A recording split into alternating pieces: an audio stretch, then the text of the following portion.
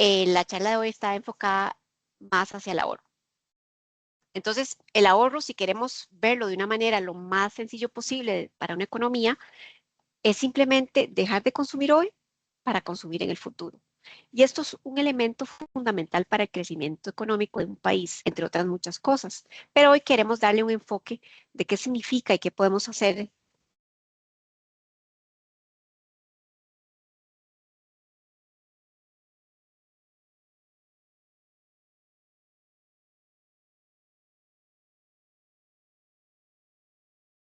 Ok, si se escucha otra vez, como que me estoy... Ah, bueno. Y esto Tal nos vez lleva a... si apagamos Voy a la quitarla. pantalla, la cámara, Sí, gracias, para probar, gracias. sí, se supone que estoy por fibra óptica, pero bueno, vamos a hacer esta, esta versión para ver si no tenemos problemas.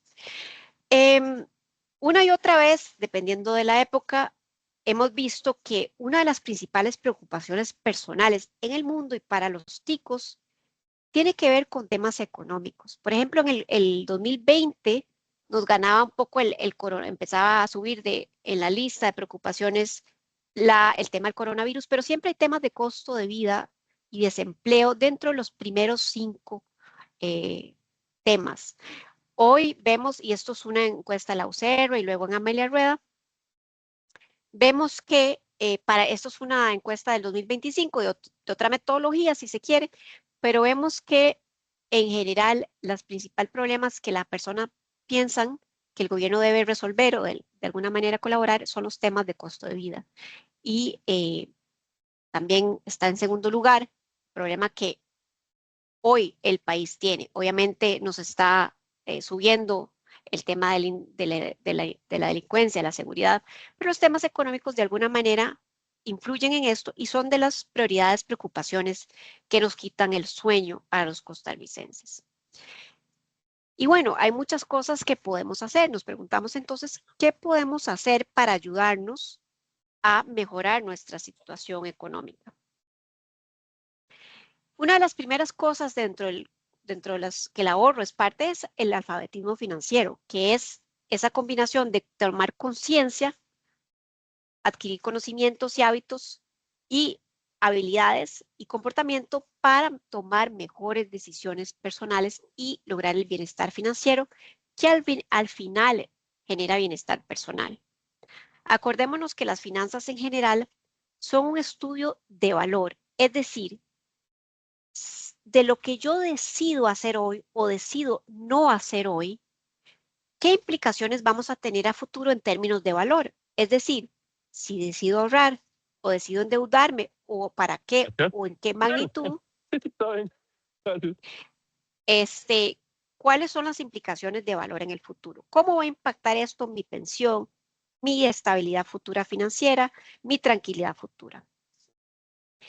Y es muy importante no solo porque conociendo las herramientas nos puede ayudar a construir un bienestar personal, familiar y social, sino que no saber de estos conceptos nos puede generar gastos y costos adicionales innecesarios que perjudican nuestros objetivos financieros, porque al final las finanzas son una herramienta para generar, para lograr alcanzar nuestros objetivos de vida, no son un fin en sí mismo.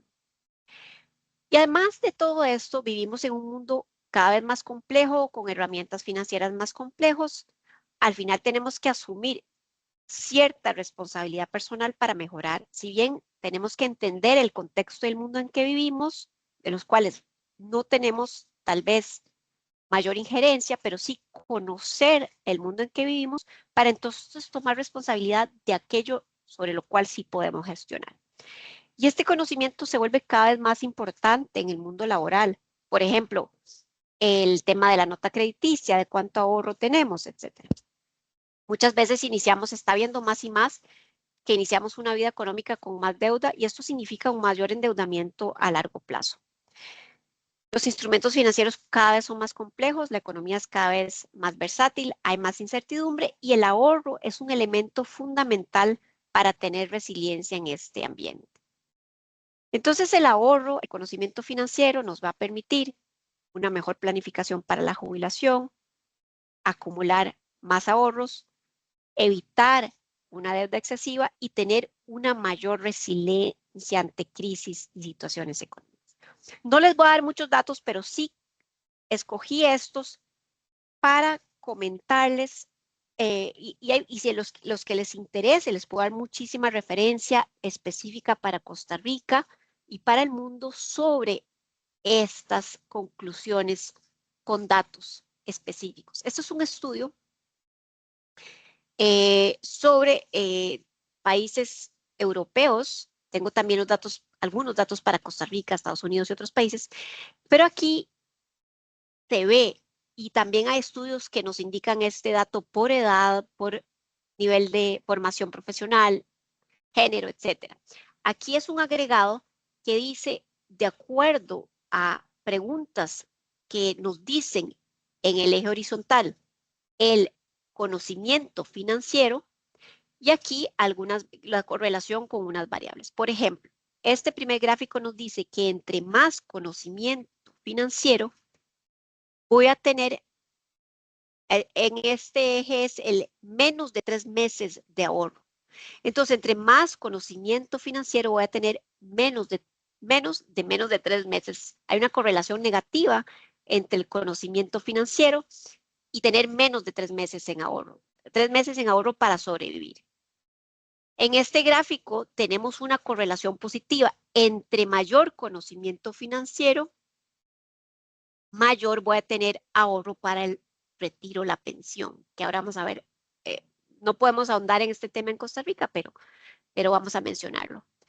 Entre mayor conocimiento financiero, más vamos a haber utilizado una institución financiera para ahorro, y entre mayor conocimiento financiero, más vamos a haber utilizado una institución financiera formal para la deuda. No me quiero ahondar aquí, si a alguno le interesa, hay muchísimos otros datos que dicen que entre mayor conocimiento financiero, mayor resiliencia y mejor utilización de los instrumentos financieros. Y antes de entrar en el tema estrictamente de ahorro financiero, quiero dejarles esta idea, porque el tema, al final, los temas psicológicos y de comportamiento tienen mucho que ver con el tema financiero. Y aquí me baso en una idea de una psicóloga de Harvard, se llama Amy Cuddy, lo pueden tener ahí la referencia para los que quieren, y es ¿por qué no estamos a veces cumpliendo nuestras metas y qué podemos hacer para lograr llegar a ellas? Y es una idea muy sencilla que estoy segura ustedes conocen. Esto no es un curso de psicología, pero sí creo que nos puede ayudar. Y es esta psicóloga dice, incluyan el proceso, no solo las metas, sino trabajar en el proceso. ¿Cómo vamos a hacer para lograr nuestras metas? Entonces, lo que dice esta especialista es que mucha gente comete el error de fijarse en metas sin incluir el proceso, es decir, solo enfocarse en el resultado. Otra recomendación valiosísima es esa gran meta, que sí tengamos esa gran meta, pero tengamos meta dividida en grandes pasos, en una serie de objetivos pequeñas que se alcanzan día con día, mes con mes, para luego tener una meta más grande, ir a alcanzar. Y esto nos lleva al tercer punto, es de enfocarse. Si dividimos esa gran meta en metas pequeñas, entonces nos podemos enfocar en cambios pequeños incrementales que vamos logrando poco a poco, y eso no solo nos permite tener mayor positivismo, sino seguir construyendo sobre esas pequeñas metas. ¿Para qué? Para entonces llegar a estas metas donde tenemos que sí aplicar disciplina mental y hábitos para tomar el control. Entonces, no es solo el conocimiento, sino implementar estos cambios pequeños, eso sí, de una manera disciplinada y generando hábitos. Una de las ideas más importantes en las finanzas, y no quiero que se asusten con esto, sino que se lleven la idea intuitiva detrás de esto, porque si entendemos esto, entendemos todo en finanzas, y es el valor del dinero en el tiempo. Y esta va a depender del tiempo y la tasa de interés. No es algo abstracto, sino que funciona en la vida diaria. Y el valor del dinero en el tiempo, básicamente lo que nos dice es esa relación entre valor presente, que es el valor antes de un interés compuesto, y el valor futuro. ¿Ok? Si ustedes tienen $100 a fin de año, pensemos en el aguinaldo. Tal vez tomemos $100 y los dejamos colocados a un año hasta el final de año. Si al final del año el banco nos da $102, eso significa que la tasa de interés es del 2%. Es decir, un colón hoy vale más que un colón en el futuro. Es decir, hay un riesgo implícito y por eso esa tasa de interés que nos pagan. Pero veamos que si esa tasa de interés es del 10%, al final del año nos van a dar $1,100. Si fuera 1,000 los que colocamos, o 100 o 1,000 colones, no importa. Entonces vean que entre mayor la tasa, mayor intereses nos van a dar a fin de año. Pero veamos también el efecto del tiempo. ¿Qué pasa si nosotros dejamos esos $1,100 un año, pero en lugar de comernos esos $100 que nos dan, volvemos a invertir esos $1,100 en el segundo año, a esa misma tasa de interés? Puse 2 y 10 para que vean lo importante que es la tasa y lo importante que es el tiempo. Obviamente, esto no es un curso, digamos, ya de instrumentos financieros. Entre más alta la tasa, más riesgo. Eso lo podemos conversar en otro momento. Pero resulta que ahora que esos interés compuesto, esa tasa de interés va a aplicarse tanto a los $1,000 como a los 100 que nos dieron. Es decir, para el año 2 no nos van a dar $1,200, sino $1,210. ¿De acuerdo? Y esto tal vez en 2 años no parece tanto, pero sí, entre más número de pedidos, el crecimiento va a ser exponencial. Y eso lo podemos ver, esto no se preocupen, también podemos mandarles el Excel o lo pueden buscar ahora en cualquier página en internet, lo calculan, ustedes nada más incluyen las variables y el sistema se los calcula.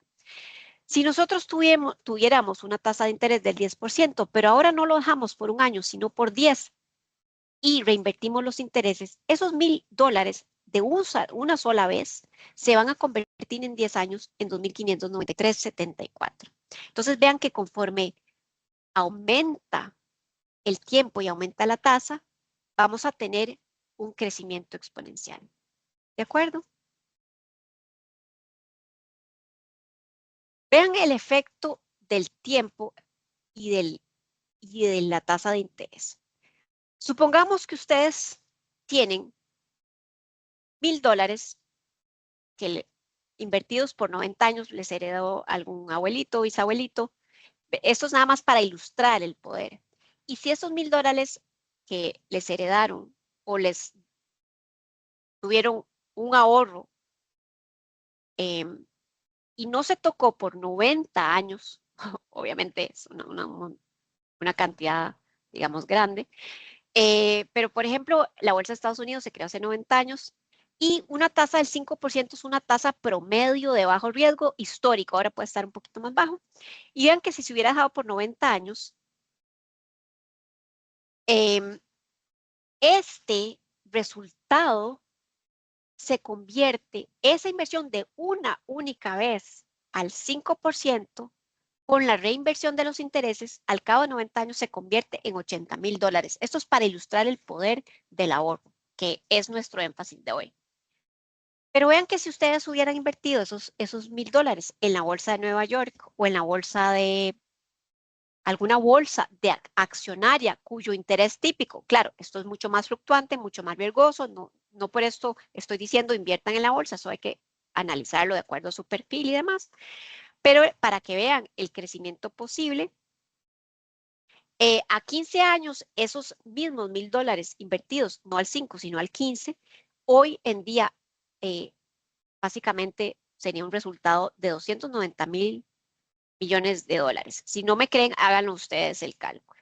¿Por qué? Por el interés compuesto. Entonces, de nuevo, la magia del interés compuesto tiene que ver con la tasa de interés y con el plazo. Para que ustedes vean la diferencia, si dejamos al 5%, pero no a 90 años, sino a 50, esos 80,000 serían en 50 años, en lugar de 80,000, 11,000. Igual es increíble, porque estamos diciendo, tomamos $1,000, los pusimos en un bono y no los volvimos a tocar, ¿ok? Y eso es quiero que se lleven como con esta idea implícita para luego hacer sus planes de ahorro. ¿Ok? Cada 1000 colones cuenta, cada 100 colones cuenta. Entonces, básicamente, esto es lo que acabamos de ver, es un solo pago, un solo ahorro trasladado hacia el valor futuro. ¿De acuerdo? Sí, esta es la fórmula para los que les interese, pero no me interesa tanto que se aprendan la fórmula, sino que entendamos el poder del interés compuesto en el tiempo y con la tasa de interés. Básicamente, tenemos hoy un ahorro, puede ser 1000 colones, lo dejamos en un periodo de tiempo con una tasa de interés y vamos a tener un valor futuro que va a aumentar entre mayor la tasa y mayor el tiempo. Les recuerdo, entre mayor tasa, más riesgoso es. Y aquí también podemos tener, en lugar de un pago que lo dejo a través del tiempo, esto es lo que quisiéramos construir como un hábito, un ahorro mensual, anual, pero de manera constante, porque entonces ahora se va a multiplicar el efecto. Esto hoy en día es mucho más fácil con las herramientas. Vean que ahorrar en el pasado o invertir para un pequeño inversionista, para un inversionista familiar y personal era mucho más difícil. Ahora casi que no tenemos excusa porque desde 1000 colones podemos empezar a ahorrar. Y además hay un efecto psicológico importantísimo que conforme ahorramos 1000 colones y vamos viendo ese ahorro pequeño crecer, nos entusiasmamos y podemos ir ahorrando. Ustedes pueden empezar con 1000 colones, ponerlo de manera automática y ahí va creciendo. Y podemos tener entonces un plan de ahorros, un plan de pensiones complementarias, que ahora vamos a hablar en eso. Aquí está la fórmula, pero de nuevo, no me interesa tanto la fórmula como que entendamos ese concepto de interés compuesto. El poder y la magia del interés compuesto. Entonces, así como nosotros podemos llevar un valor presente a un valor futuro, podemos descontar un valor futuro a un valor presente. ¿De acuerdo? ¿Cuál es el valor presente de un valor futuro? Y en esto no es el énfasis de hoy, pero sí quiero, porque esto afecta también el ahorro, decirles a qué se les parece esto. Si yo tengo hoy, me dan un dinero y yo tengo que, en vez de ahorrar y que me den un valor futuro, hoy tengo un dinero y tengo que pagar esto es como se vería una deuda en esta visualización. Es decir, si ustedes toman un préstamo hoy para financiar una casa, un ahorro, un proyecto, tengo que pagar cuotas. Y esto ahora, la tasa de interés compuesta no va a jugar a mi favor, sino que va a jugar en mi contra. Entonces, no es que la deuda sea mala, ni mucho menos, es una herramienta muy poderosa, pero si se sale de control y la usamos para cosas no productivas, sí que va a tener un efecto en mi patrimonio muy negativo. ¿De acuerdo? Repito, no es que la deuda sea un instrumento negativo, al contrario, es algo muy positivo, pero muchas veces la utilizamos de una manera, digamos, no sana. Ahí les dejo la. Entonces, vean como algunos pequeños, pocos ejemplos para que veamos esto también. Ya nosotros empezamos entonces a armar en nuestro plan financiero, ¿cómo hacerlo? Entonces, si por ejemplo tuviéramos el objetivo de tener 1 millón de colones, que es nuestro valor final, en 5 años al 7%, ¿cuánto debo ahorrar mes a mes? Esto, no se preocupen, esto se puede calcular en cualquier página, en Excel, les podemos ayudar a sacarlo. Y entonces este es nuestro objetivo y el plan entonces se convierte en sacar de nuestro ingreso 13,000 colones al mes. ¿De acuerdo? ¿Por qué 13,000? Si ustedes dividen 1 millón mensualmente en 7 años, el monto va a ser mucho mayor. Pero como tenemos el interés compuesto, ese monto es mucho menor porque tenemos el interés compuesto jugando a nuestro favor, el interés. Vean que si en lugar ustedes dicen, no, yo sí puedo sacar 13,000, es más, yo puedo sacar 25,000 al mes de ahorro. Entonces resulta que ese objetivo lo puedo cumplir en mucho menos de 5 años. Resulta que si yo puedo sacar 25,000 colones al mes, voy a llegar a 1 millón en 3 años. Vean otro ejemplo. Tengo un ahorro de 1,250,000. Tenía ahorrado esto y pienso al año, no al mes, al año, aportar a ese fondo 420,000. Puede ser parte del aguinaldo, etcétera. Y lo invierto en 7 años. Esa tasa ahorita está un poquito alta, pero si podemos hacer el ejercicio con una tasa menor. ¿Cuál es el valor futuro en 15 años? Es un poco, vean que ni siquiera es en 15 años yo voy a tener 14 millones de colones. Si anualmente agrego 420,000 a ese 1,000,000 que tenía, 1,250,000 que tenía de ahorro. Entonces vean, y esto es para que ustedes vean la magia del interés compuesto, que de nuevo juega a nuestro favor en el ahorro y juega en nuestra contra cuando son deuda.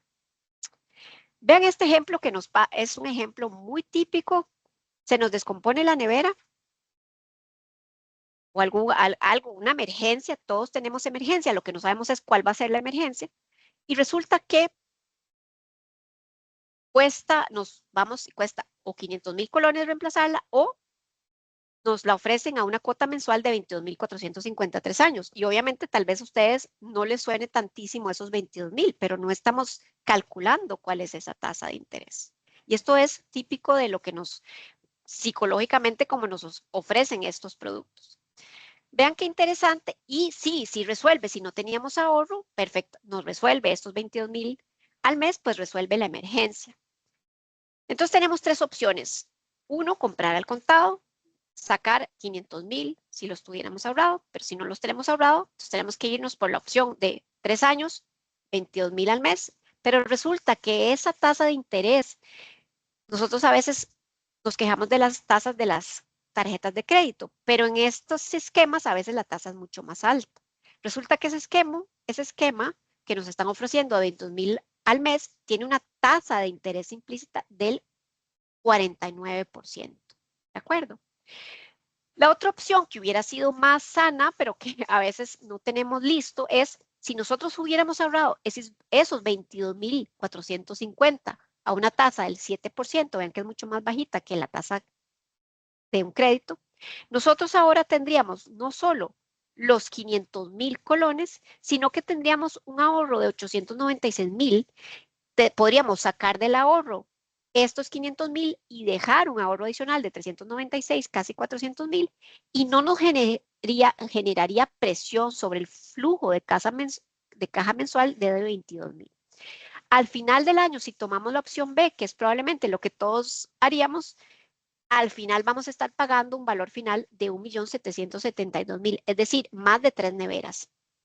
Nada malo con que alguna vez en la vida hagamos esto, pero si nos acostumbramos a manejar nuestras emergencias de esta forma, esto va a tener un efecto muy perjudicial para nuestro patrimonio. Vean la diferencia. En un esquema tenemos 500,000 más un ahorro y en otro esquema resulta que estamos pagando 1,772,000 como valor final. ¿Qué podemos hacer entonces? El ahorro se enmarca en este sentido. Y las finanzas personales en general, hay variables que sí podemos controlar y hay variables que no podemos controlar. Dentro de las que sí podemos controlar es, bueno, adquirir mayor conocimiento, administrar mejor la liquidez, ahí está incluido el ahorro, administrar más la riqueza, ahí está incluido el ahorro, y administrar mejor el riesgo, ahí está incluido el ahorro. Ahora lo vamos a ver. Hoy nos va a dar tiempo de ver un poco más el tema de la liquidez, pero voy a mencionar un poco sobre la riqueza y el riesgo. Y hay variables que no podemos controlar, que son el estado de la economía, el Estado de Derecho de la economía, la institucionalidad, el respeto a los contratos, los productos financieros, el sistema financiero como tal y la disponibilidad de sistemas financieros. Y luego están las necesidades y preferencias personales, que eso es un poco de los dos. Hay cosas que podemos controlar y hay cosas que no podemos controlar. Por ejemplo, si tenemos alguna enfermedad, necesitamos un medicamento, pues una necesidad básica. Hay preferencias, como por ejemplo, si vamos a comer más afuera o hacemos más comida en casa, eso sí lo podemos, digamos, de alguna manera controlar. En Costa Rica, no me quiero detener en todas estas variables, pero sí las tenemos que conocer para incluirlas en estos cálculos. Solo quiero mencionarles una variable que no podemos controlar, pero en Costa Rica estamos sumamente bien y es el acceso a instrumentos financieros. Costa Rica está en este lado de la ecuación. O sea, tenemos indicadores altísimos en acceso a servicios financieros estables, sanos, regulados, etc. Entonces, eso es una nota positiva. En términos de la liquidez, riqueza y riesgo y el conocimiento, tenemos muchísimas variables que deberíamos administrar y que de nuevo los invito a este curso que amplía un poco más. Pero en cuanto al ahorro, quería dejarle algunas notas, algunas sugerencias que nos pareció útiles comentar en relación al ahorro. Y uno es, nosotros muchas veces tenemos ese tema de ahorrar y gastar menos, porque, ¿verdad? El ahorro básicamente es dejar de consumir hoy para consumir en el futuro. Pero esto hay que verlo dentro de una perspectiva personal. Es decir, el dinero y las finanzas y el ahorro no son un fin en sí mismo, sino que deben cumplir una función para generar bienestar personal, para generar un cumplimiento de objetivos de vida personal, los tengamos o no de manera explícitas. Y los valores, las decisiones financieras deben tomar en cuenta sus valores y sus necesidades personales, tanto materiales como emocionales y espirituales. Es decir, si yo entiendo la necesidad que cubre cada gasto, usted puede encontrar alternativas mejores y generar un plan financiero que se adapte a su vida. Un ejemplo simple. Y en eso es simpático porque a veces los chicos vemos que si los vecinos todos cambiaron de automóvil o se consiguieron un auto, una bicicleta nueva, muchas veces tal vez podríamos estar tentados a hacer lo mismo porque también es muy bonito, ¿verdad? Pero si su prioridad de vida es viajar o estudiar, tal vez usted no tiene la necesidad de hacer eso, sino enfocar que sus ingresos se destinen a otro rubro. Y por eso es tan importante conocer sus objetivos de vida para dirigir las finanzas hacia sus prioridades, ¿de acuerdo? Hay mucha gente que tiene dentro de su presupuesto un rubro de donaciones también, que ojalá todos lo tengamos. Antes, lo primero que hay que hacer antes de planificar las finanzas es conocer los ingresos netos, ¿ok? Y esto es todo un proceso, no es tan sencillo. Por ejemplo, si tenemos un salario es más fácil, pero si hacemos consultorías, por ejemplo, o trabajamos con ingresos variables, esto tiene una ciencia detrás que hay que hacer. Y esto lo pueden aprender en el curso que vamos a dar. Y se ha probado una y otra vez, hay datos de esto, que crear un plan financiero sí disminuye el estrés y aumenta la confianza, pero hay que empezar con algo simple, una plantilla de presupuesto e ir trabajándola. Y este plan, como decíamos, dividirlo en pasos más pequeños, ¿verdad? La mente aquí nos ayuda a ir paso a paso para dominar las finanzas. Otra cosa importante para el ahorro es, sí, conocer hoy en día cuál es mi estado hoy, perdón, ¿ok? Pero también pensar en mi yo futuro, o sea, mi yo presente, puede ser que usted sea estudiante o persona que recién empieza a laborar o ya un poco más cerca de la pensión. Entonces, ¿cuál es el yo hoy? Finanzas, ¿cuáles son las necesidades financieras para mi yo hoy? Y en eso hay que incluir definitivamente algo que no hacemos, las estadísticas nos dicen, los costarricenses tenemos, creo que en promedio 22 días de ahorro para cubrir nuestras necesidades. Ese fondo de emergencia debería existir. ¿Por qué? Porque, por ejemplo, el ejemplo que vimos de se descompone la nevera, si tuviéramos ese fondo, no nos genera mayor estrés o nos ayuda a cubrir total o parcialmente una emergencia. Luego podemos hablar en otra oportunidad de seguros también. Y luego podemos empezar a ahorrar para metas futuras como una compra grande, un viaje, una jubilación, etc. Entonces, complementar esos dos fondos de ahorro. Y les repito, esto deberíamos entre más temprano mejor, pero empecemos si no lo tenemos, no importa, empecemos desde hoy. Y no importa que sea con 100 colones o 1000 colones, lo importante es crearse el hábito e ir mejorando mientras arreglamos otras cosas. Y todo esto debe estar registrado. Al principio puede ser muy tedioso, especialmente para los que son más creativos, pero si nos hacemos el hábito, luego se vuelve fácil. Registrar todo el gasto y el ahorro y los gastos y los ingresos en esto de nuevo, en el curso lo vemos con más detalle. Y la ciencia está aquí, es hacer un presupuesto que nos diga cuál es el objetivo y luego revisarlo mes a mes y decir cuáles son los datos reales. ¿Por qué cumplimos el objetivo o por qué no cumplimos el objetivo? Y estarlo revisando, entonces, ok, es que nos pusimos una meta muy alta o no nos comprometimos suficiente y estarlo revisando mes a mes. El presupuesto debe, como decía, actualizarse conforme cambien sus ingresos, gastos y metas. Hemos visto que los costarricenses y en general en el mundo, cada vez que tenemos un mejor ingreso, nos dan una promoción, lo que hacemos es gastar más y no necesariamente ahorramos más. Hay una meta, digamos, una guía que esta, digamos, no es la óptima. Ahora les voy a decir la que sería como la meta última, ultra, pero que es muy difícil llegar a esa meta. Cuando pasamos, digamos, de ser estudiante a tener un ingreso más estable, una posibilidad es trabajar con algo sencillo, que es esta regla 70-30, pero de nuevo, ustedes lo ajustan a sus posibilidades y a sus necesidades y a sus prioridades de vida. Y es tener unas 70 para gastos y 30 para ahorro y deudas, ¿ok? Y ir pagando las deudas.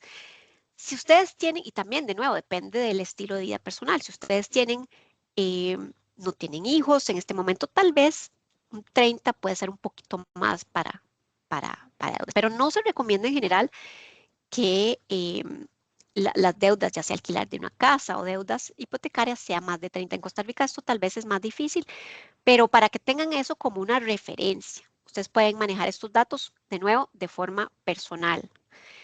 Esto, digamos, es una guía para mantener esas finanzas sanas, ¿de acuerdo?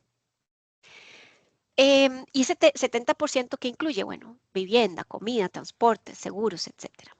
Y ese 30% ahorro y pagar deudas. De nuevo, ajustarlo según sus circunstancias. Entonces, prioridades de ahorro. Una prioridad debería ser, de nuevo, ese fondo de emergencia. Algunos especialistas en la materia recomiendan tener un 3 meses mínimo de emergencia. ¿Eso qué significa? Que si nos quedamos sin trabajo, obviamente en Costa Rica, si usted está asalariado, tiene cierto seguro, pero 3 meses de ahorro de emergencia. Puedo sobrevivir 3 meses al mínimo si me quedo sin ingresos en este momento. Algunos con el COVID y algunas crisis financieras, especialistas nos dicen, bueno, no, tal vez sería mejor tener 6 meses o si puedo 12 meses. Y esto vale tanto para las personas como las empresas. De nuevo, empezar con un monto pequeño, ir incrementando paulatinamente. Esto nos protege ante imprevistos y evitamos que en una situación de emergencia vayamos a recurrir a tener que tomar una nueva deuda. Luego, el tema del pago de deudas tóxicas. ¿Cuáles son las deudas tóxicas? Deudas, por ejemplo, en la tarjeta de crédito, deudas personales para consumo. Estas no son deudas muy productivas porque no estamos adquiriendo una deuda para generar ingresos, estamos adquiriendo una deuda para el consumo. Esto en general no deberíamos tomar una deuda para el consumo, en general. ¿Qué pasa con las tarjetas de crédito? Pues hay estadísticas que nos dicen en general los costarricenses estamos bastante endeudados con tarjetas para créditos de consumo y esto tal vez hay que manejarlo, no es que sean malas de nuevo, pero hay que manejarlos en cierta proporción y las deudas en general son mucho más sanas si las tomamos para mejorar ingresos. Por ejemplo, si usted va a adquirir un vehículo para transporte, su trabajo, etcétera, pero manteniéndolo bajo control.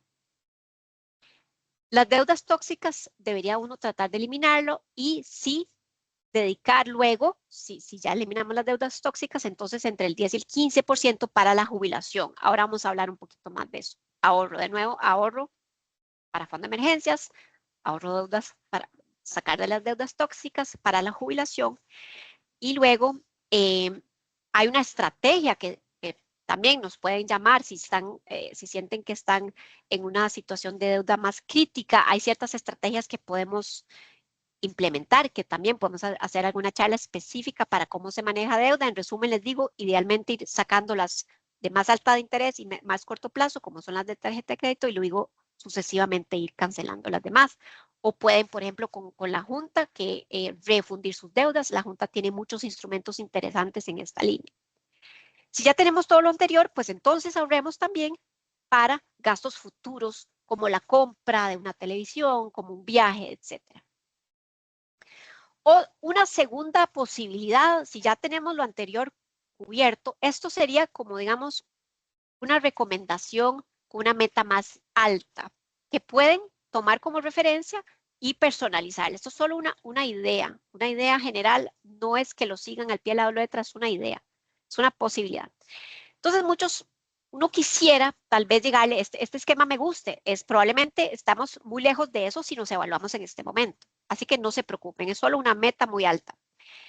Y es trabajar nuestros ingresos que ojalá se repartan de esta forma en un futuro o tener una meta para ir llegándole poco a poco. Y es que el 50% de nuestros ingresos cubran las necesidades. Yo sé que esto suena casi imposible, pero lo podemos tener como la meta más alta.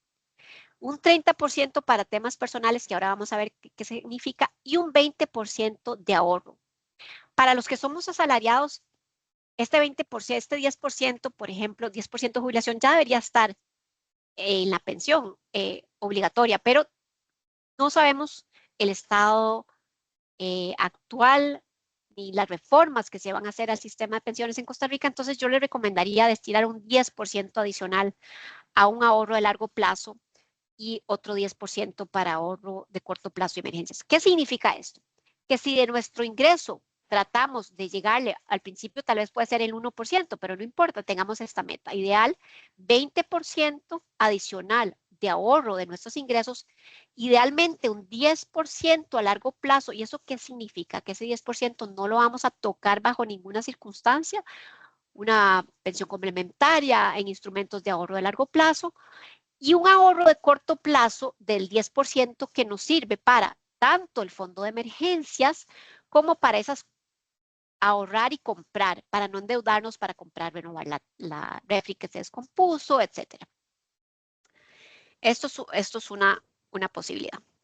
Y entonces ese ahorro, de nuevo, es para ir construyendo riqueza, es trasladar recursos de hoy al futuro con la tasa de interés compuesta que vimos, y entonces eso nos va a generar ingreso pasivo en el futuro. Es como generar una fuente de ingreso adicional. Y ese 30%, una idea, no, como les digo, no tienen que seguirla, solo una idea es si definitivamente necesitamos gastar en entretenimiento, si se puede, un 10% es algo sano, no el 90%. Ir a comer afuera, paseos al aire libre, etcétera. Y aquí pueden tener mucha creatividad también para que no se salga de control. Y educación, un 10%, si es que la educación se ha comprobado una y otra vez, uno de los gastos que tiene mayor rentabilidad porque no es un gasto, sino que es una inversión. ¿Ok? Ahorrar para educarnos, para seguir aprendiendo, para ser resiliente ante las crisis, la inteligencia artificial, etc. Y ojalá, bueno, pues algunas personas que tienen esta prioridad también, tener un 10% en donaciones o lo que puedan.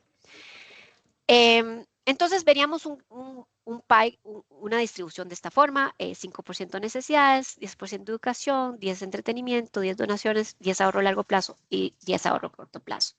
¿Ok? Esto lo podemos ver.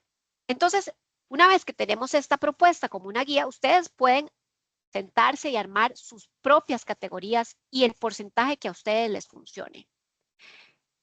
Claro, tampoco, si hacemos, ¿verdad? Entonces veámoslos como cajitas de ahorro, sobres, lo que sea. Claro, si empezamos a hacer demasiadas categorías, pues se nos puede complicar, pero ustedes son los que son dueños de sus finanzas, de su vida y de sus prioridades. Les puse estas tres porque también es importante ir educando a los que tengan hijos desde chiquititos este sistema, y no les van a poner tantas categorías, pero sí algunos padres de familia con los que hemos trabajado pueden ser, por ejemplo, ahorro para gastar, ahorro para largo plazo y donaciones. Eso les gusta mucho a los niños también. Entonces, si utilizamos esta visualización de tarros de ahorro, de jarritas de ahorro, esto lo podemos ver, lo que acabamos de ver de esta forma. Uno para ahorro de largo plazo, que eso nos va a generar ¿qué? Mejorar nuestras posibilidades de pensionarnos con un ingreso mejor, y es un ingreso pasivo a futuro importantísimo no tocar. Esta segunda, que sería el 10% para ahorrar, de nuevo, ahorrar y gastar, esas compras grandes, emergencias, etcétera.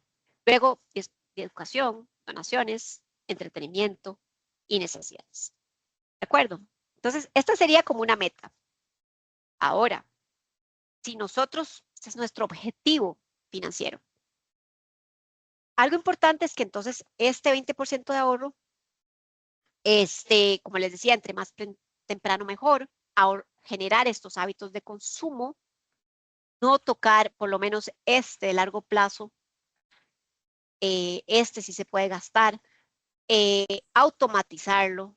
La tecnología ahora nos permite, lo que hemos conversado, generar automatización de esto. Esto requeriría para complementar un poco conocimiento de a dónde invertir. Entonces, conocer si usted es una persona pensionada, probablemente el de 10% lo tengamos invertido en instrumentos que le generen ingreso mensual. Si usted es más joven, puede invertirlo en un fondo que no le esté generando ingreso mensual, sino que crezca más. Pero esto lo podemos conversar en una charla propiamente de inversiones, pero para que les quede la idea general, ¿verdad? Esto debería ser su plan complementario de ingreso pasivo a largo plazo. La educación, me gusta esta frase de Juan, no es mía, Juan Luis Mendoza, la educación no es todo, pues sí, al final, cada día es más evidente que necesitamos una educación permanente para seguir siendo, para estar vigentes en el mercado laboral, para tomar mejores decisiones, y es el mejor antídoto y que nos da resiliencia para cambios de nuevos mercados, nuevos retos, etcétera. Puede ser que sea uno de los gastos más productivos, de nuevo, yo lo diría que es una inversión más que un gasto. Se ha hecho evidencia que hay una correlación positiva en todos los países entre mayor nivel de educación y conocimientos e ingresos. En cuanto al empleo en Costa Rica y en el mundo entero, vemos que las personas de mayor nivel educativo y profesional tienen menores tasas de desempleo y cada vez más tenemos que enfocarnos en una educación permanente y además con todos los beneficios sociales adicionales que genera la educación. En Costa Rica, esto ya tiene varios años, pero en Costa Rica se hizo un estudio financiero y si tienen hijos, amigos que no quieran seguir estudiando, muéstrele esta gráfica. Una persona que no ha terminado primaria versus una persona que, digamos, primaria completa versus terminar secundaria tiene una posibilidad de un ingreso, de un incremento en su ingreso de un 62%. Y si comparamos terminar secundaria con un posgrado, ahí las posibilidades de incrementar su ingreso suben, o sea, el ingreso posible incrementa en un 239%. Entonces, cualquiera que sea nuestra vocación, puede ser, no tiene que ser académico, puede ser que queramos trabajar en algo artesanal, pero sí cada conocimiento nos va a agregar a esa posibilidad de generar ingresos. Como dato interesante, el 94.7% de la población graduada de la Universidad de Costa Rica tiene empleo. Entonces, estas dos, este 20%, pero no de ahorro, sino de ahorro de largo plazo e inversión en educación, son dos elementos importantísimos para hacer crecer nuestro ingreso futuro e ingresos pasivos. Entonces, ahorro en estas dos categorías para mí es fundamental. Eso que nos genera, de nuevo, ingreso pasivo y mejores ingresos. Ojalá tengamos la conciencia, bueno, de las donaciones, devolver todo lo que hemos recibido. Hay muchísimas, para los que estén interesados, hay muchísimas, yo sé que ustedes todos conocen, instituciones que uno sabe que hacen un buen trabajo para diferentes causas, de lo que ustedes quieran, de los que le llamen la atención, de niños con cáncer, de adultos mayores, de en fin, toda una gama de organizaciones en Costa Rica que hacen un trabajo realmente impresionante en cualquier área que les llame la atención.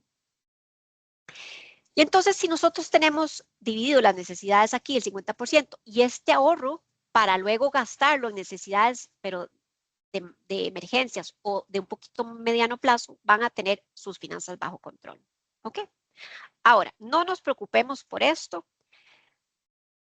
Las personas con que hemos trabajado, la mayoría de las personas, probablemente el escenario sea más parecido a este. Es decir, cuando diagnosticamos y nos ponemos a revisar nuestras finanzas, hoy en día y hacemos este trabajo que, de nuevo, los invitamos al curso porque ahí vamos a aprender a cómo se hace esto en detalle, pero si registráramos nuestras finanzas, probablemente tengamos el 90% en necesidades y el 10% en entretenimiento o algo parecido. Así que no nos preocupemos, este probablemente va a ser el escenario y dentro de las necesidades vamos a tener una parte muy importante en deudas. Entonces, ¿cómo podemos ir trabajando? Bueno, lo primero y más importante, y damos de nuevo énfasis en esta charla, es tenemos que explícitamente incluir una meta de ahorro, ¿ok? Y esto puede verse algo como así. Inicialmente podemos, no sé, probablemente estaremos en 95% de necesidades y no importa, dediquémosle el 1% al ahorro de largo plazo, el 1% a este ahorro y gasto, 1% de educación, 1% de donaciones, 1% de entretenimiento, aunque sea un chocolate, lo que sea, es importante también. Y poco a poco, como decíamos, ir paso a paso. Una vez que logramos esto, entonces nos ponemos una meta un poquito más ambiciosa, no del 10%, pero tal vez podamos decir, bueno, en un año podemos llegarle al 3%, o no, ustedes ahí lo van midiendo, ¿ok? Y así sucesivamente hasta llegar tal vez a este porcentaje. Ir construyendo esto poco a poco. Claro, cada uno de estos tiene su trabajo y podemos hacer mucho en cada uno.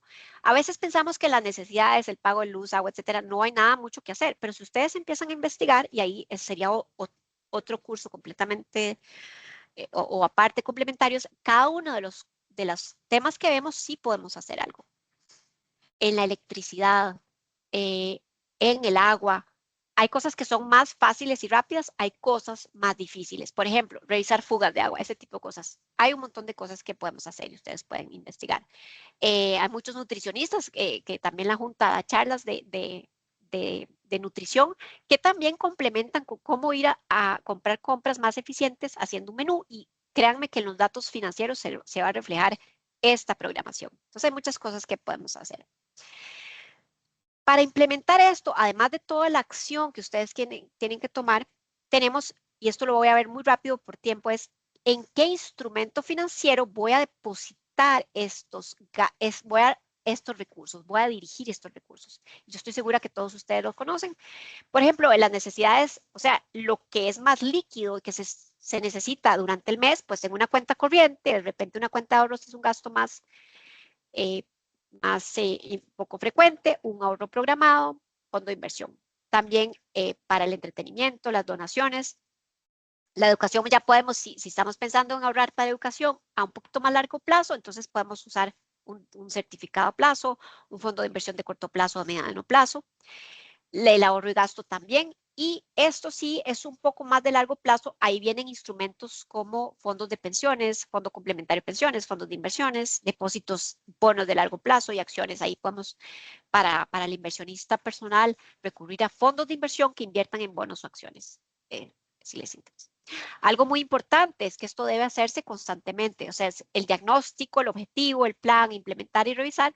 Es un proceso circular que hay que revisar constantemente en la vida y especialmente cuando hay cambios, tengo un hijo, o se casan, o se pensionan, o se quedan desempleados, etc. Algunas recomendaciones, entonces, yo sé que este no es una charla de deuda, pero quiero darles algunas recomendaciones porque la deuda sí que afecta la capacidad de ahorro. Entonces, punto número 1 es, tratemos de ver que la deuda, si la tomamos, sea una deuda constructiva, es decir, ¿para qué estamos endeudándonos? Es para generar mayor productividad, por ejemplo, compras grandes, sí, una casa, pero si nos estamos endeudando para consumir, revisemos nuestros patrones de consumo, nuestros objetivos de vida, qué queremos hacer. Y el peso significa cuál es el monto versus nuestro patrimonio y cuál es el pago de intereses versus nuestro ingreso mensual. Si tenemos muchos casos en Costa Rica donde la deuda está fuera de control, ahí tenemos que, como les decía, hay unas técnicas para mejorar esto. Una es declararse en bancarrota, pero tratemos de identificar todas las deudas en papel y lápiz. ¿Cuál es el monto total? ¿Cuál es el monto del pago de deudas? Y aquí la Junta creo que es un buen aliado para ayudarle a reestructurar esas deudas, analizarlas, ver cuáles se pagan primero. Podemos hacer, entonces, pagar más del monto mínimo si se puede, ¿verdad? ¿Por qué? Porque esto nos va a aportar al capital y así salgo mucho más rápido de la deuda. Si no se puede, lo que podemos hacer también es, bueno, si podemos hacer esto, entonces pagar la primera, luego la segunda y así sucesivamente. ¿Esto requiere tiempo y disciplina? Sí. ¿No es fácil? No. En algunos casos, y aquí pueden acudir de nuevo a la Junta, puede tener sentido agarrar todas las deudas, hacer un paquete, que la deuda, negociar con la Junta que les compre toda la deuda y generar una sola deuda a una tasa menor y a más largo plazo. ¿Cuál es el riesgo aquí? Y lo importante, tanto para la Junta vigilar como para ustedes, es si hacemos eso, no podemos ir y llegar y pedir más deudas, porque entonces volvemos el problema peor. Cuando hagamos eso, tenemos que tener nuestros gastos bajo control, porque nos están ayudando a resolver un problema, pero si no cambiamos nuestros hábitos, podemos hacer una bola de nieve mayor, porque entonces tenemos la deuda bajo control y nos endeudamos más, gastamos más. Esa no es la idea. Igual, si vendemos activos, es la misma filosofía. Entonces, cuando ya sea buscamos consolidar deuda o vender activos, es de fundamental importancia que este proceso, para que sea exitoso, porque esto nos permite tener un mayor flujo de caja, ¿verdad? Disponible. Pero con este mayor flujo de caja no vamos a asumir más deuda, no vamos a gastar más, porque entonces volvemos un problema mucho mayor al que nos están resolviendo. El riesgo también, se los menciono brevemente, y es el riesgo se puede gestionar mediante adquisición de seguros, que no vamos a mencionar muy brevemente, y esto nos ayuda a poder no comer nuestros ahorros. Es decir, si tenemos una emergencia médica, básicamente los seguros se dividen en tres, hay muchas subcategorías: personas, proteger la persona, proteger el ingreso y proteger la riqueza. Ustedes tienen que analizar con ¿qué les sirve todo esto? Pero si adquieren un seguro, lo que están haciendo es, un seguro no se adquiere para no enfermarse, ¿verdad? Un seguro se adquiere para si me enfermo, y si me enfermo gravemente, que el seguro me ayude a cubrir los gastos para no ir a la bancarrota o no disminuir mis ahorros en su totalidad. Esa es, digamos, la filosofía. Si usted toma un seguro y nunca lo usó, enhorabuena, ¿verdad? Pero esa es un poco la filosofía que les dejo: proteger los ahorros, proteger el patrimonio. ¿De acuerdo? Si gustan, podemos hacer una charla específicamente para el tema de los seguros. Unas recomendaciones finales, ya casi termino, si le quieren seguir el pulso, hay un experto que se llama Warren Buffett, que nos ha resumido muchas de las enseñanzas que vemos en el curso de manera más puntual, y son las siguientes. Ingresos. Nunca dependa de un solo ingreso, invierta para generar una segunda fuente de ingresos. Lo que mencionábamos, ahorrar para invertir en un instrumento financiero nos va a generar una fuente de ingresos futura sin hacer nada. Gastos. Si compra una casa que no necesita, pronto tendrá que vender aquellas que sí, perdón, cosas que no necesita, pronto tendrá que vender aquellas que sí necesita. Estudiemos realmente qué necesitamos gastar. En ahorros, esta es la mejor frase con la que podemos ir terminando, es: no ahorre lo que le queda después de gastar. Podemos gastar el 100% de nuestro salario, de nuestro ingreso. Gaste lo que le queda después de ahorrar. Entonces, ¿esto qué significa? Ok, yo me comprometí a ahorrar 1,000 colones al mes. Después podemos subir la meta, lo guardo y gasto todo lo demás. Después puedo subir a 10,000 y así sucesivamente. Riesgo: nunca pruebe la profundidad de un río con ambos pies, ¿verdad? El tema de los seguros y demás. Inversión: no ponga todos los huevos en una sola canasta, como bien es el dicho. Y las últimas comentarios que quisiera compartir con ustedes hoy es un poco lo que hablamos al principio. ¿Cuál es la verdadera riqueza financiera? ¿Para qué es todo eso? Bueno, el dinero y las finanzas al final son solamente un instrumento para alcanzar nuestros objetivos de vida que tenemos que manejar para mejorar las posibilidades de tener una vida satisfactoria, una vida que cumpla nuestros objetivos y nuestra misión en esta tierra. Entonces, los verdaderos activos para los cuales las herramientas financieras deben trabajar es tener salud física y mental, tiempo libre, crecimiento personal, relaciones humanas y los valores. Entonces, las finanzas deben estar en función de eso y no al revés. Entonces, ojalá que esta charla les haya logrado que tomemos conciencia para que nuestras finanzas nos den más sentido a la vida y lograr hacer lo que nos apasiona con la gente que queremos y que las finanzas sean entonces un instrumento que nos ayude y nos apoye en todo esto. Entonces, muchísimas gracias.